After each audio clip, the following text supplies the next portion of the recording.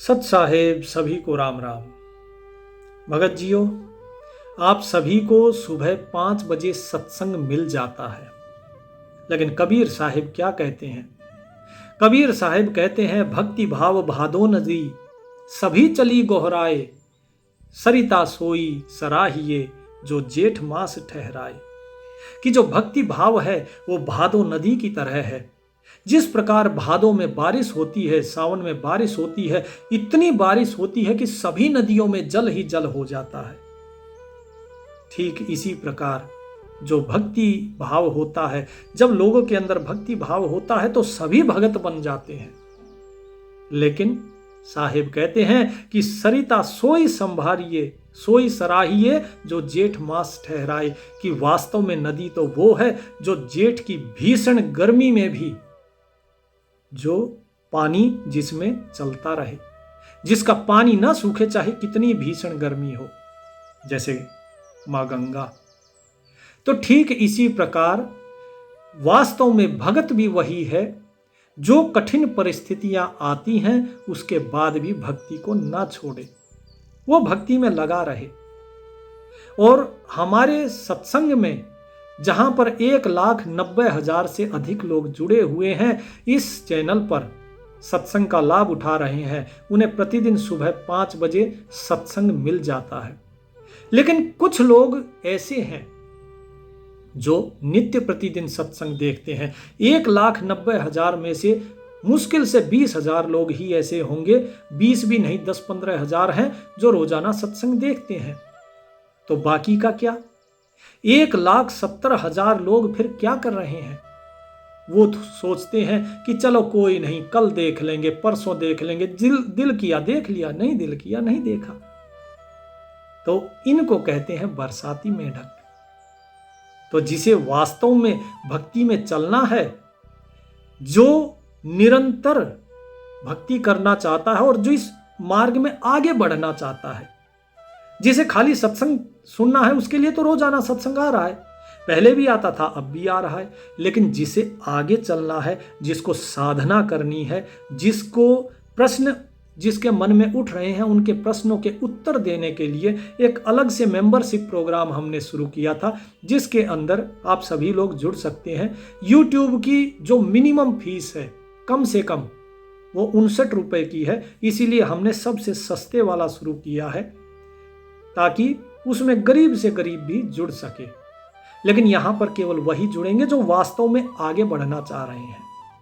ये एक कह लीजिए प्रक्रिया है हमारी, ताकि इस भीड़ में से कुछ लोगों को जो वास्तव में आगे बढ़ना चाह रहे हैं उनको छांटने की। बहुत से लोग कहते हैं आप सारा सत्संग आप मुफ्त में क्यों नहीं बताते? भाई सत्संग तो मुफ्त में ही है। ये सारी चीजें तो उनके लिए हैं जिनके प्रश्न उत्तर है, जिनको आगे बढ़ना है, जिनको साधना करनी है। क्योंकि जो मुफ्त की चीज होती है उसकी कोई कीमत नहीं करता। आपको अगर कोई चीज मुफ्त में मिलती है तो उस चीज का क्या करते हो आप? वो ऐसे ही पड़ी रहती है, फिर टूट फूट के सब बेकार, वो कोने में पड़ी रहेगी कहीं रद्दी में।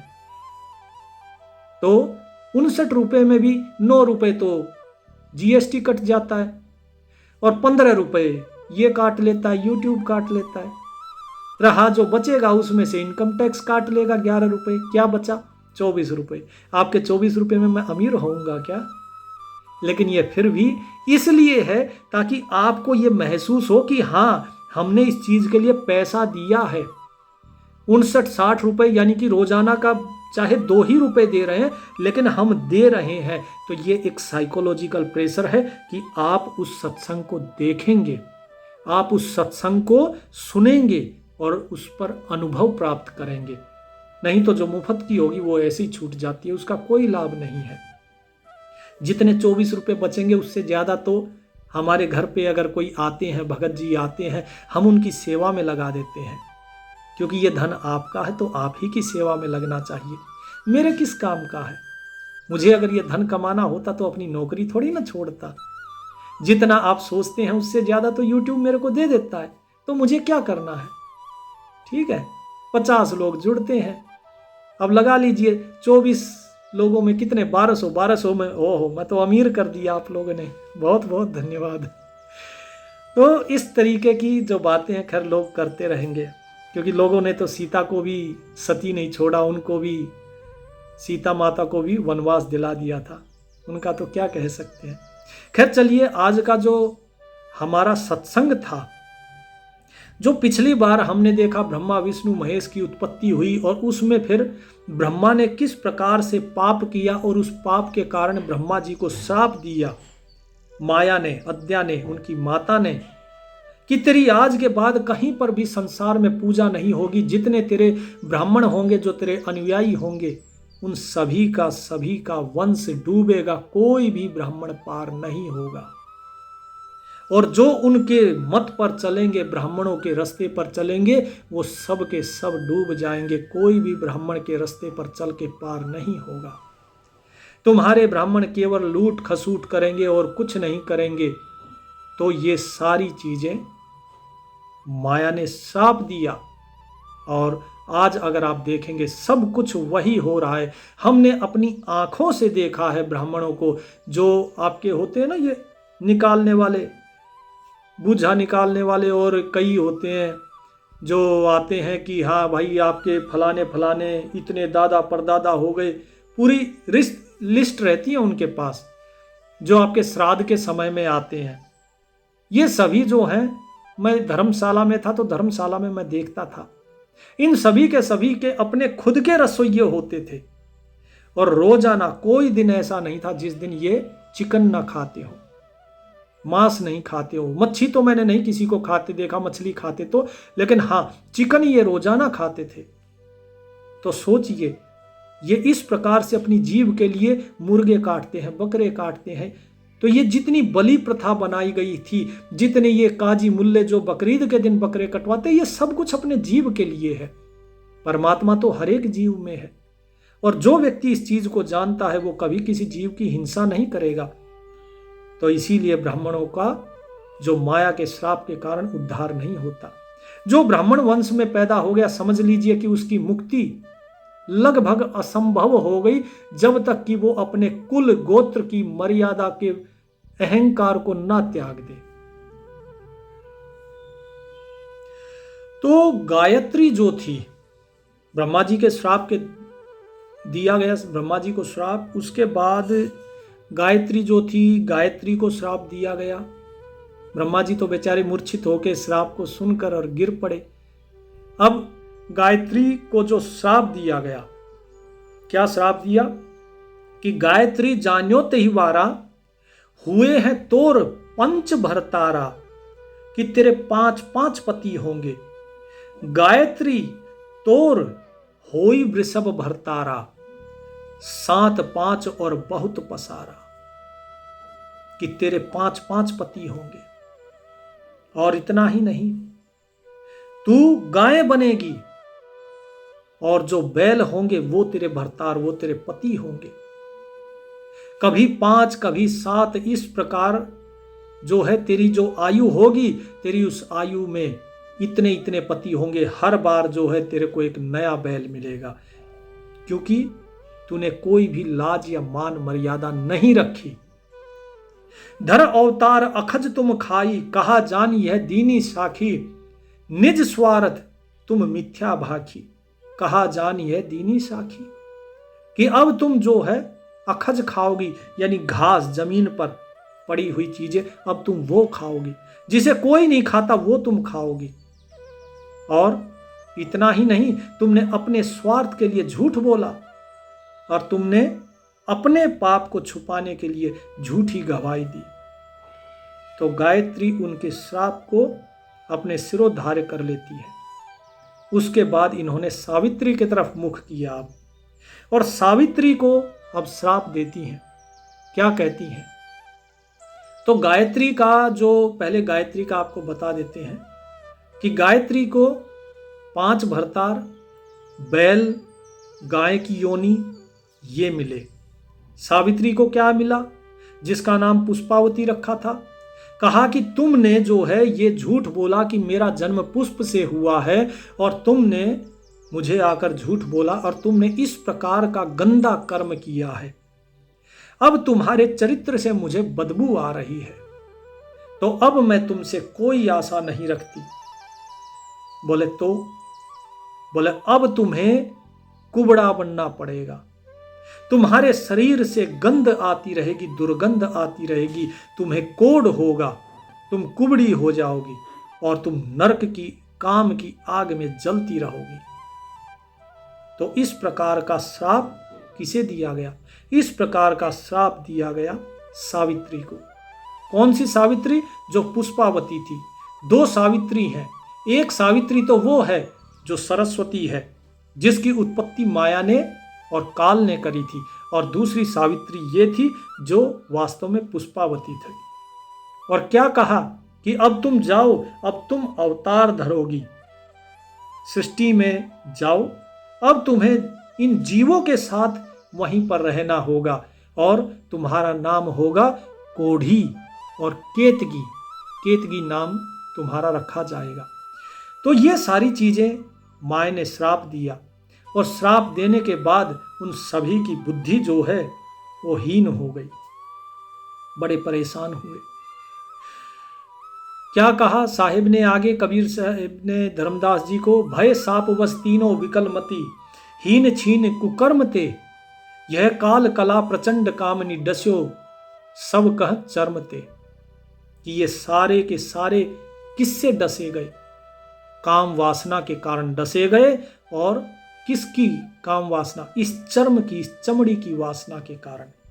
और इसीलिए मनुष्य जो है, मनुष्य बाकी सारी चीजें छोड़ देता है, लेकिन ये वासना जो है ये मनुष्य को घेर लेती है। इसीलिए आप देखेंगे बड़े बड़े जो सिद्ध साधक होते, जिन्होंने सब कुछ छोड़ दिया, विश्वामित्र जैसे, वो भी जो है मेनका की सुंदरता पे मोहित हो गए। बड़े बड़े देवता जो स्वयं को कहते हैं हम देवों के देव हैं, हम इंद्र हैं, वो भी अहिल्या के ऊपर मुग्ध हो गए। ये सब चमड़ी के कारण, इस चमड़ी की सुंदरता के ऊपर। ब्रह्मादि शिव सनकादिक नारद को उन बची भाग्य हो, सुन धर्म निवरल लाभच, शब्द सत्य सो लाग हो। सत्य शब्द प्रताप काल कला व्यापय नहीं, निकट न आवे पाप मन वच कर्म जो पद गहे।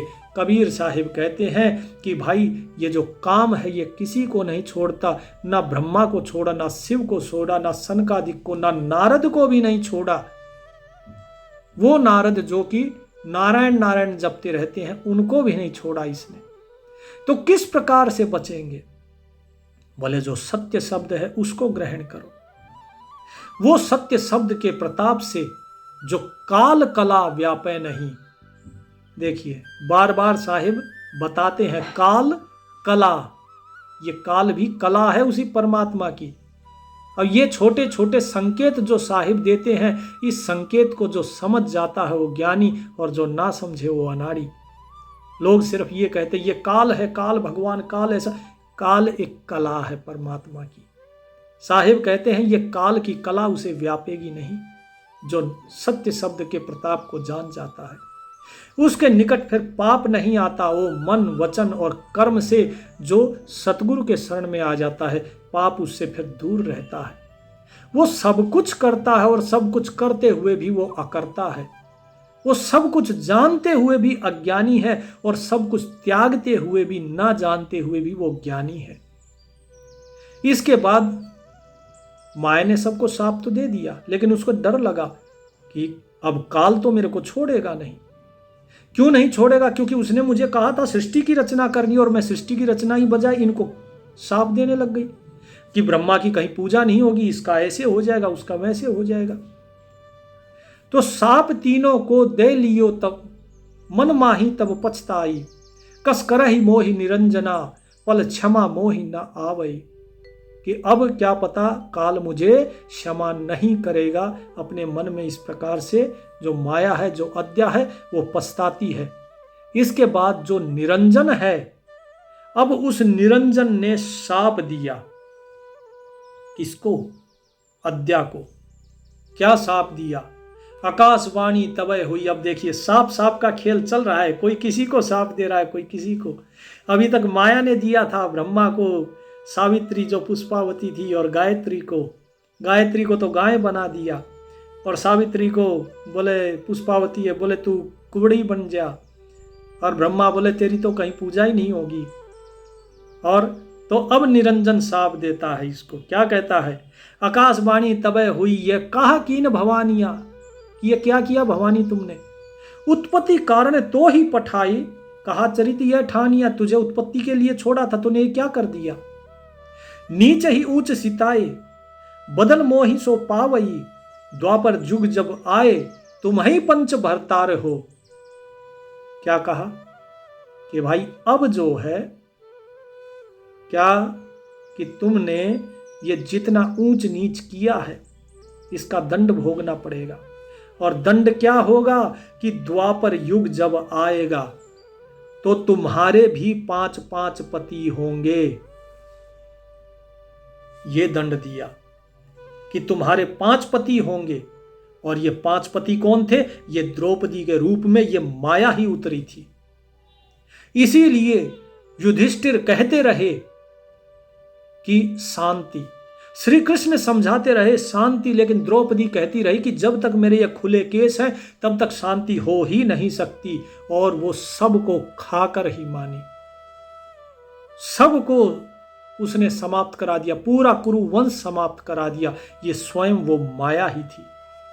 इस माया के ही जाल में ये सारे जो देवी देवताओं के जो औरस पुत्र थे, वही तो बताया जाता है ना कि धर्मराज के थे युधिष्ठिर, भाई पवन के थे भीम, अर्जुन थे इंद्र के, इसी प्रकार तो बताया जाता है कि ये सब जो है इन सब के बीच में तुम्हारे 5-5 पति होंगे। और उन्हीं 5 पति बोले वही तुम्हारे पास रहेंगे और इस सृष्टि को अब तुम ही चलाओगे। लेकिन इसका एक भी पुत्र भी नहीं बचा। फिर इसने सभी को मरवाया और इसके स्वयं के 5 पुत्र मारे गए। तो यही काल का शाप था इसे कि तेरे को भी इस धरती पर जाना होगा। तो आप यहां पर यह चीज समझिए, स्वयं माया भी मुक्त नहीं है, कोई मुक्त नहीं है। लेकिन इसके बाद अद्या निडर हो जाती है कि चलो कोई नहीं, जो शाप देना था हो गया। साप ओयल जब सुने भवानी कि चलो ज्यादा कोई बड़ा साप नहीं है, ठीक है कोई बात नहीं, हो जाएंगे। लेकिन ये 5 पति तो धारण कर लेगी, लेकिन इसके साथ साथ जो इसने कहा कि ब्रह्मा की कहीं पूजा नहीं होगी, उसके बदले इसे भी लज्जित होना पड़ा भरी राजसभा में, कुरुसभा में। तो क्या कहा, साप ओयल जब सुने भवानी, मन सन गुने कहा नहीं बानी, ओयल प्रभाव साप हम पाया, अब कहा करब निरंजन राया। कि ठीक है आपने जो मुझे साप दिया वो मैं स्वीकार करती हूं, लेकिन अब आगे बताइए मुझे क्या करना चाहिए। तोरे वश परी हम आई, जस चाहो तस करो मिताई, कि मैं अब तुम्हारी शरण में हूं, अब जैसी तुम्हारी इच्छा हो तुम मेरे साथ वैसा करो। फिर क्या कहा कि ठीक है तुम अब इस सारी चीज को, जो भी हो गया वो हो गया, अब इस सृष्टि रचना को चलाओ। तो फिर विष्णु को बुलाती हैं और विष्णु को बुलाकर क्या कहती हैं, पुनि कही माता विष्णु दुलारा, सुनो पुत्र एक वचन हमारा, सत्य सत्य तुम कहो बुझाई, पितु पद परसन गए जब गए आई, प्रथम तो तुम गौर शरीरा, कारण कौन श्याम भय विधीरा। कि तुम मुझे सत्य सत्य बताओ। उनका दुलार करती हैं विष्णु की बताओ कि तुम तो जब गए थे तो गोरे शरीर के थे, फिर तुम काले कैसे हो गए।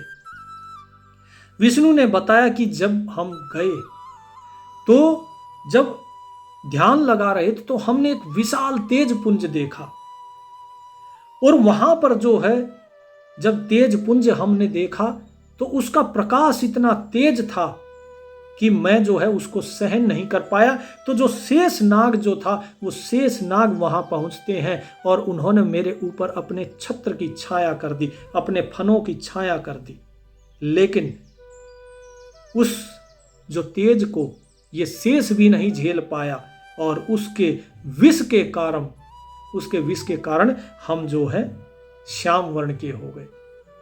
पहुँच शेष नाग पह गयाऊं, विष के तेज हम अलसयऊ, भयो श्याम विष तेज समावा, भई आवाज अस वचन सुनावा। और उसके बाद एक आकाशवाणी होती है जिसने कहा, अहो विष्णु माता पह जाई, सत्य वचन कहियो समुझाई। कि विष्णु तुम जाओ अपनी माता के पास और सत्य वचन कहना, उसको झूठ नहीं बोलना।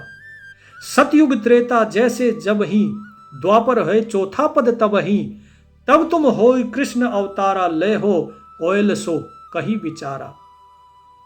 अब देखिए ध्यान से सुनिए क्या कहा साहिब ने, कि सतयुग त्रेता जैसे जब ही, कि जब सतयुग आएगा, त्रेता आएगा, तो त्रेता में कौन होगे? राम होगे, ठीक है, और सतयुग में भी अनेकों अवतार धारोगे।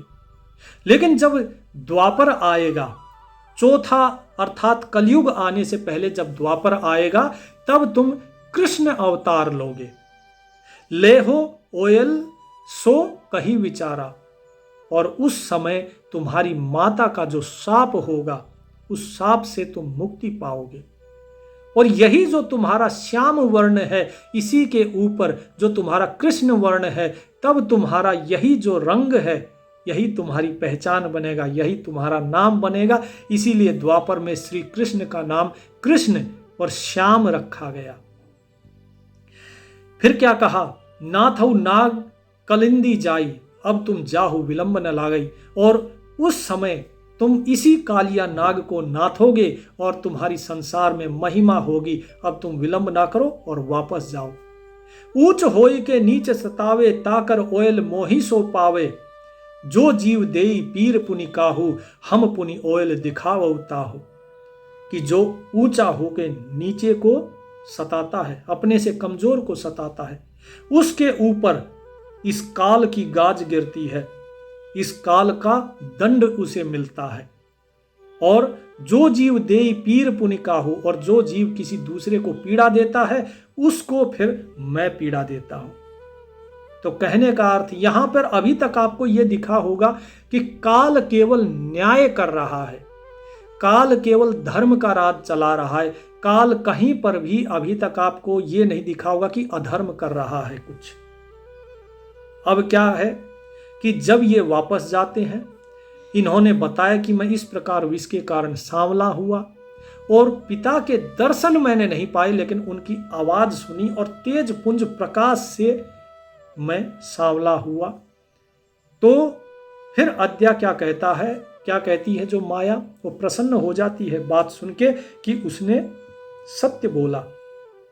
इतना सुन हर्षित भई माई, लीनी विष्णु कह गोद उठाई। विष्णु को उन्होंने गोद में उठा लिया और बड़ी प्रसन्न हुई। और क्या कहती है, पुनि अस कहेउ आदि भवानी, अब सुनहु पुत्र प्रिय मम बानी। कि मेरे प्रिय पुत्र अब सुनो। तो विष्णु ने सत्य बोला, तो विष्णु सबसे प्रिय पुत्र हुआ माया का। और क्या कहा, देख पुत्र तो ही पिता दिखाओ, पिता बिटाओ, कि अब आजा मैं तुझे तेरे पिता के दर्शन कराती हूं। तोरे मन कर धोख मिटाओ, तेरे मन में जो भी अभी तक धोखा था, जो भी तुम सोच रहे थे कि पता नहीं पिता कैसा है कैसा नहीं है, तुम ढूंढने गए थे, आओ आज मैं तुम्हें तुम्हारे पिता को दिखाती हूं। तो माया अपना जो पर्दा पड़ा हुआ था, उस पर्दे को हटाती है। और जैसे ही माया का पर्दा हटता है, तो जो मन है, उस मन के माध्यम से उस काल विष्णु के पिता का दर्शन होता है। तो कैसे होता है, तो क्या कहती है, प्रथम ही ज्ञान दृष्टि सो देखो। सबसे पहले ज्ञान दृष्टि से देखो। मोर वचन निज हृदय पर रेखो, मन स्वरूप करता कह जानो। ध्यान से सुनिए, अब ये जो वाणी बताई जा रही है आगे, जो माया भेद खोल रही है, अब काल के जो भेद है काल का विष्णु के आगे क्या भेद खोला उसे सुनिए। कि सबसे पहले तो ज्ञान दृष्टि से देखो, ये बाहर की चरम दृष्टि से नहीं, ज्ञान की दृष्टि से देखो। ज्ञान की दृष्टि से तुम्हें बताती हूं। मेरे वचन को तुम हृदय में दृढ़ करके मानना, जो मैं कह रही हूं अब वो सत्य है। इससे पहले क्या कहा वो भूल जाओ, लेकिन अब जो कह रही हूं वो सत्य है। मन स्वरूप करता कह जानो, मन ते दूजा और न मानो। क्या ज्ञान दे रही है, समझ रहे हो ना, कि जो मन है वही करता है, उस मन के अलावा और दूसरा कोई करता है ही नहीं।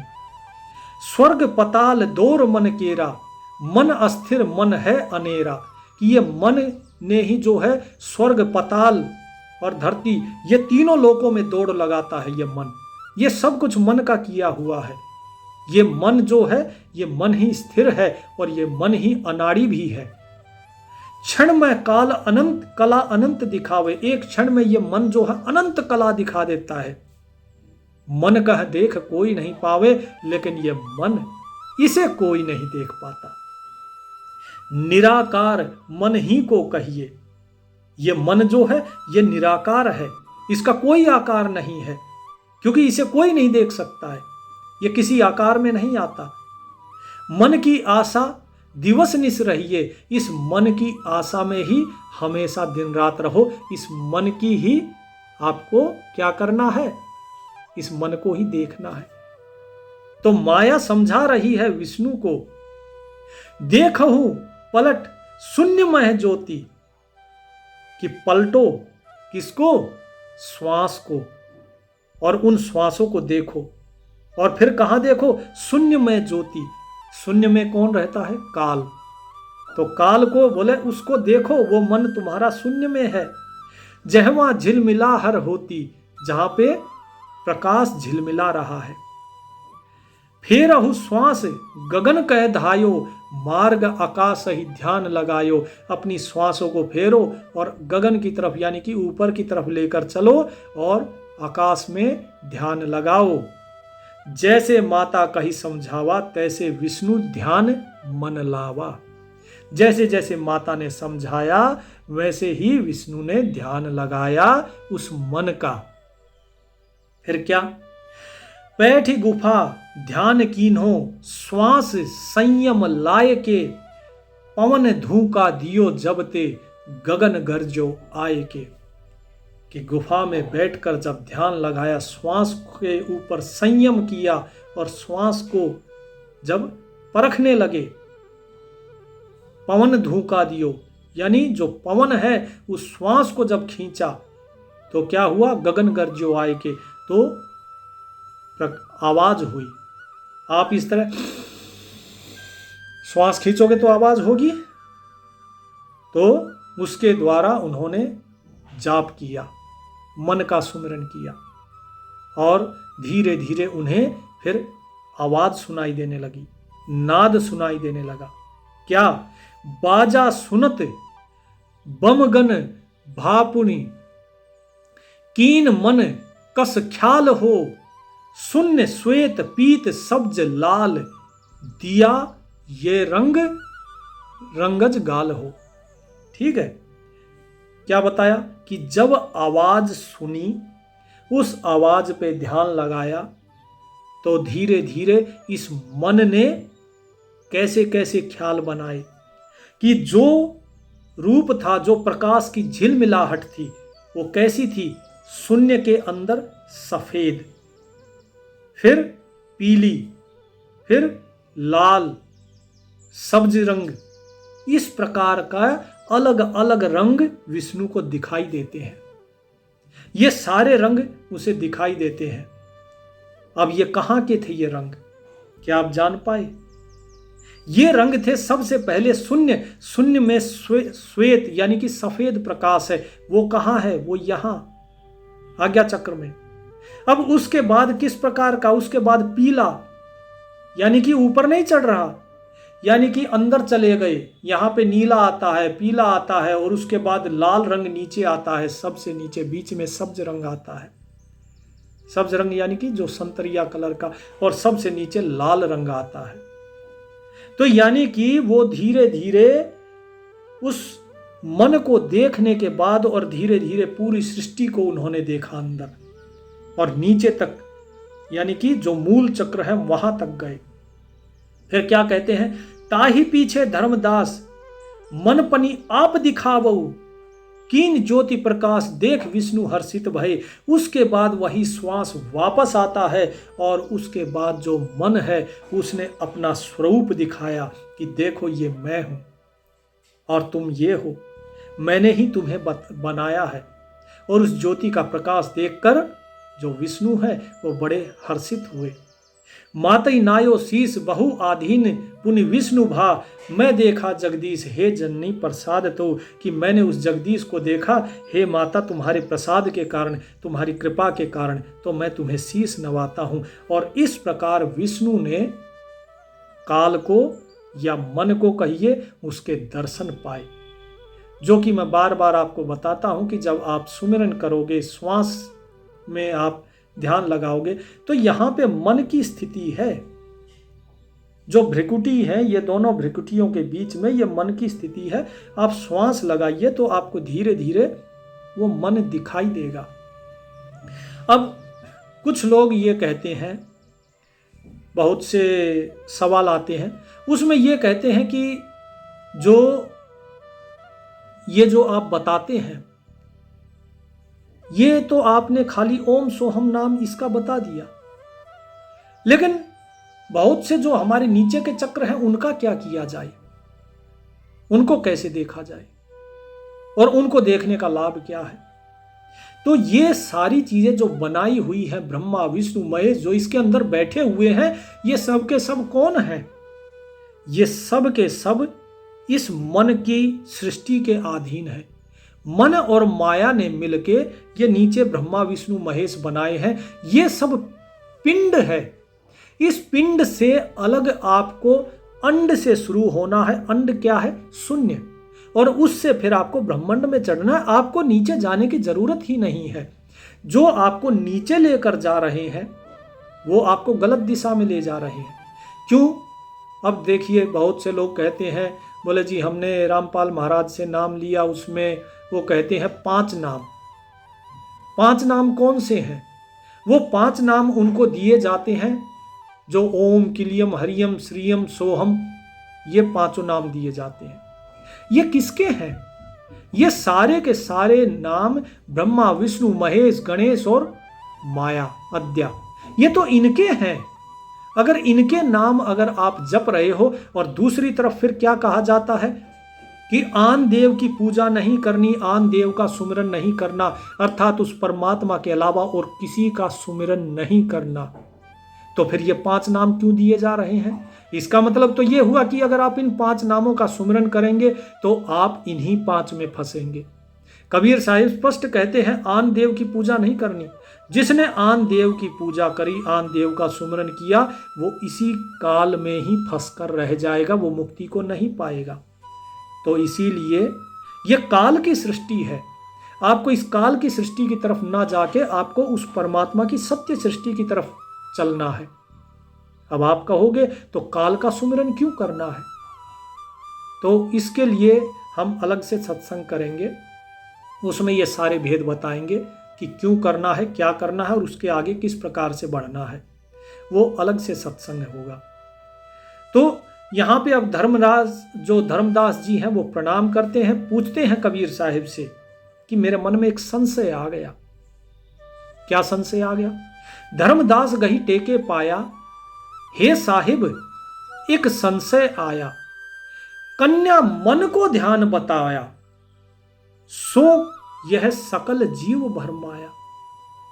कन्या कौन? माया कि धर्मदास जी कहते हैं, हे साहिब, हे कबीर साहिब, मेरे मन में एक संशय आ रहा है कि जो ये कन्या थी, जो ये अद्या थी, माया थी, इसने तो मन का ध्यान बता दिया, मन का ध्यान करने के लिए।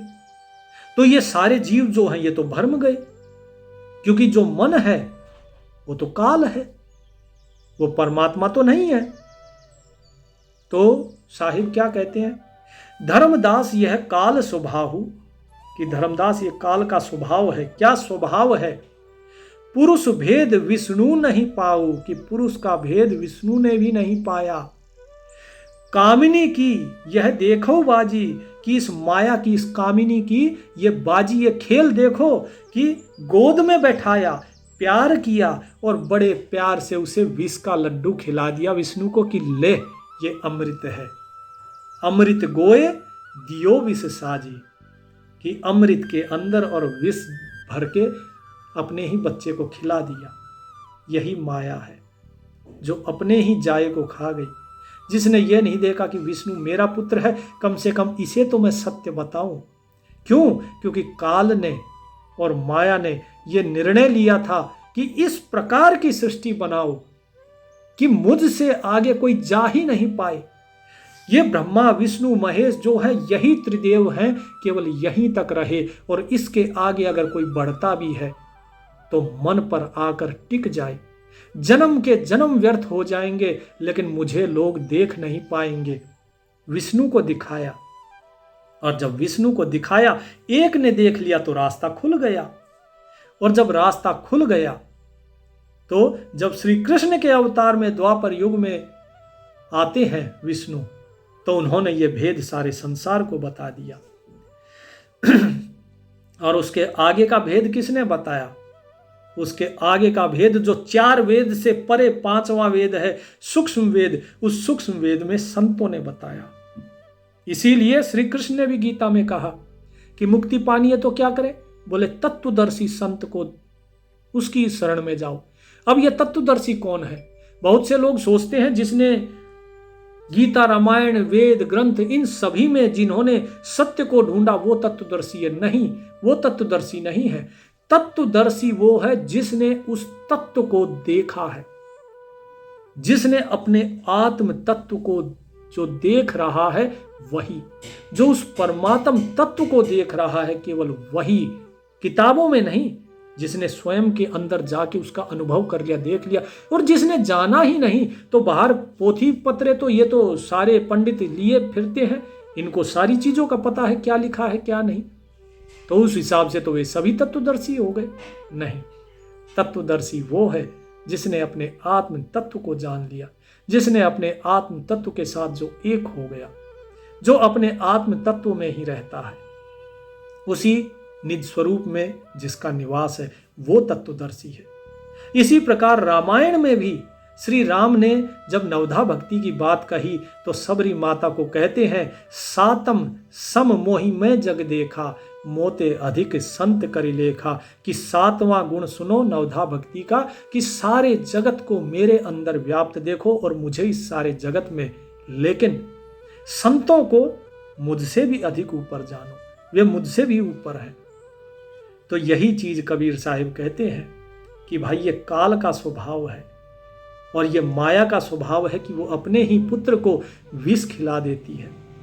जात काल दूजा जनि जानहु, निरखी धर्म सत्य ही पुरानहु, प्रगट सुत तो ही कहो समझाई, धर्मदास परखै चितलाई, कि जो काल है इसे कोई दूसरा मत समझो, ये तुम्हारे ही अंदर बैठा हुआ है।